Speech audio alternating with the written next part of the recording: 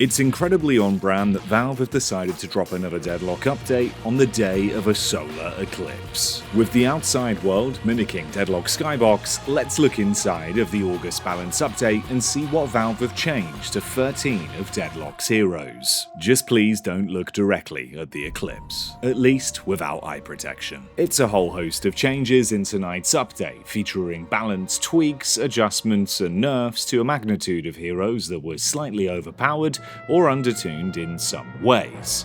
We'll take the top off and have a look at what's changed to all of your favourite members of the cast. As always, I'm your host Jacky, and you're watching Patch Notice here on Dead Air. As seems to be fate every time I'm away for an esports event, Valve drop another update, and I've got to quickly scurry to get everything ready, recording and editing on my laptop. So enjoy today's episode of Patch Notice that myself and Daisy have put together as we dissect all of the hero changes. We can kick things off with Apollo.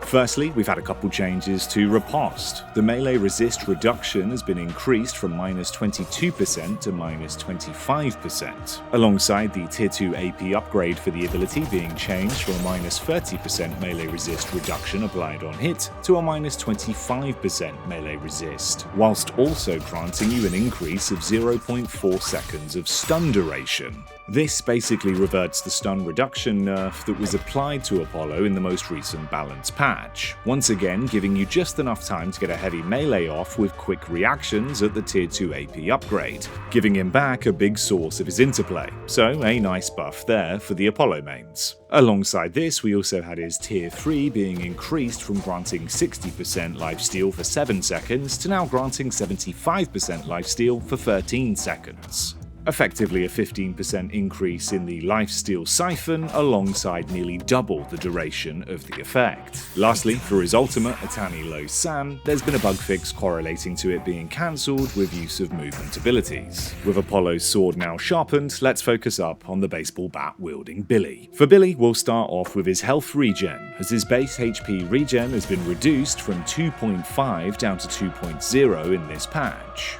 with his second ability, Rising Ram, having its Tier 3 AP upgrade changed. It's gone from on impact dealing 7% max health as spirit damage to instead now on hero hit proccing a plus 10% max HP increase for 16 seconds. A trade-off of additional damage based on your vitality to instead giving you more sustainability and tankiness. Lastly for Billy, it's his ultimate that's also had a tweak, a nerf in regards to the spirit scaling ratio of Chain Gang, bringing it down from 1 to 0.7. With enough said about the GOAT, we can change our focus over to Doorman. It's all about doorways in this update, with the range being reduced by 5 meters, going down from 70 to 65, alongside a few tweaks to luggage cart that will be pretty counteractive to the more aggressive kidnap style of play with Doorman. This is due to the fact that walkers will no longer consider the luggage cart dragged enemies as targets that will trigger the stomp until they've actually been dropped off the luggage cart, meaning that it will be slightly harder for you to be dragged through a doorway and then instantly thrown into a walker stomp to chain the CCs together and make it very hard for you to get an escape. Similarly to the walker change, the turrets inside of the base as well will now also wait on considering you a valid target when dragged into an enemy base with a luggage cart through a door. I don't actually mind the approach from Valve in this update as a direct way to nerf Doorman's outside source of damage through luggage cart and doorway interplay, using objectives to your advantage. This actually seems like a smart change there, although probably one that Doorman mains won't enjoy. Shifting focus from Doorman, we can start to zone in on Drifter. Rend has felt incredibly strong as of late, especially when bullying people early into games with the sheer burst damage of the ability, and towards late game with the high spirit scaling ratio that it had. Valve have directly nerfed this by bringing down that spirit scaling ratio on Rend from 1.7 to 1.4. This of course affects the damage growth of your base value spirit damage applied on hit, starting out at 40 damage at level 1. On top of this, they've also made 2 nerfs in relation to the cooldown for Stalker's Mark. The cooldown itself was increased by 2 seconds, up from 24 seconds to 26, alongside the Tier 2 AP upgrade being reduced from a -12 second cooldown to only reducing the CD by 10 seconds. For context, pre-patch he was sitting on a 12 second cooldown between casts at max AP. Our next hero on the docket is Holiday, or as the Americans call her, Vacation. Her first ability Powder Keg has had a pretty substantial change in terms of the damage application of how it works. It's now only going to be doing half of its base damage immediately, and the other half will be applied over a 3-second period of time as a dot. So basically it deals half the damage up front and the other half as a burn over time. Same overall damage, and multiple instances of it will stack. It seems like this actually could be an interesting way to approach rebalancing Holiday's Powder Kegs, so I'm open to see how this feels. For our next hero tonight, it'll be Ivy, that's had one change in relation to her third ability, Stoneform. Stoneform's tier 3 AP duration stun increase has been reduced from granting +1 additional second to now giving you +0.75 seconds of increased length. This will be bringing down the stun duration length from 1.75 seconds at max AP to now only granting you a maximum total without items of 1.5 seconds post-patch. Enough gargoyle chat, so let's lock in with Lash. His weapon, Tail of the Tape, has been changed in relation to its fall-off damage range. It's gone from starting at 20 meters and reaching its cap at 58 to instead now starting at 18 meters and falling off at 54 meters. So a reduction there to your minimum and maximum effective damage range when factoring in fall-off when playing Lash with his weapon. In a similar but more aggressive trend, we can switch focus to mcginnis and see what they've done there. mcginnis's weapon, Services Rendered, has had its bullet damage base and growth values reduced by a flat 5%. Although full spirit ult builds are still hugely powerful, gun build mcginnis was gaining a lot of traction as of late and was surprisingly powerful in the current state of mcginnis's balance.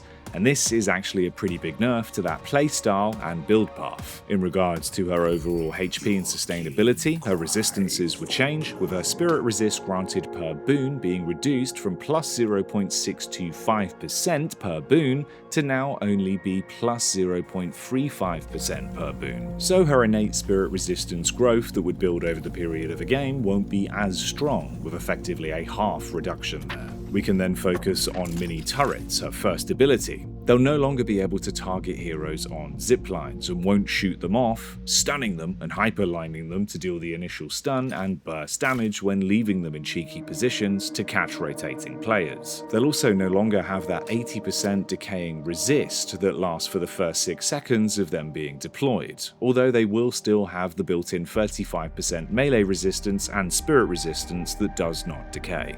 Additionally, for their sustainability, their health has been increased from a base value of 90 with a growth of 7.8 per boon to instead now starting on 100 HP with +9 HP growth per boon. Her second ability, Medicinal Spectre, was also tweaked in the following ways in relation to its AP. The tier 1 AP was changed from providing 40% spirit resistance to now grant you a 1.5 second duration increase, with the tier 3 AP no longer granting you that 1.5 seconds of duration increase, but instead now giving you back the 40% spirit resistance that was originally granted at tier 1, effectively swapping giving you more duration earlier with spirit resistance coming later in terms of your AP investment. So Alt mcginnis survives another patch. We can then flip the page over and arrive at Paige. For Paige, it's all about her barrier, plot armor, her second ability.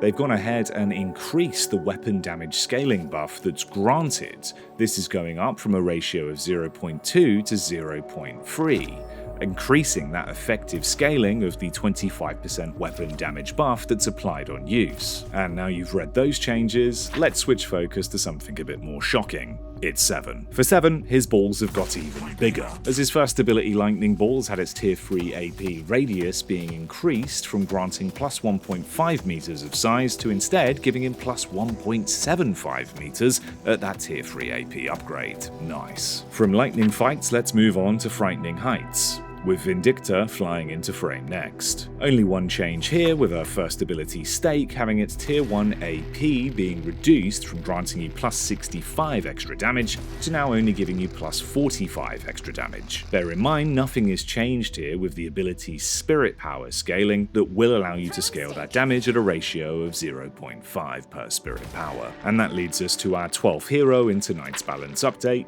Vyper. For Vyper, it's all changes related to Petrifying Bowler, her ultimate.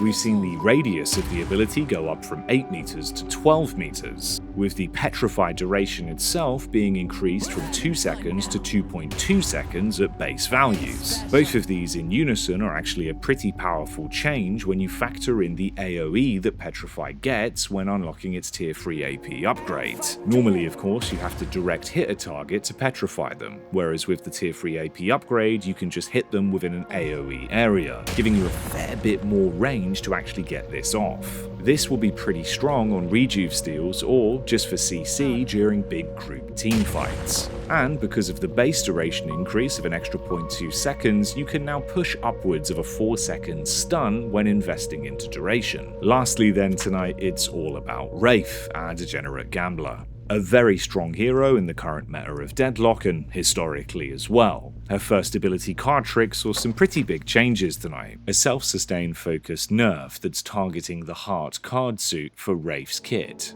The spirit scaling ratio of this has gone down from 1 to 0.75.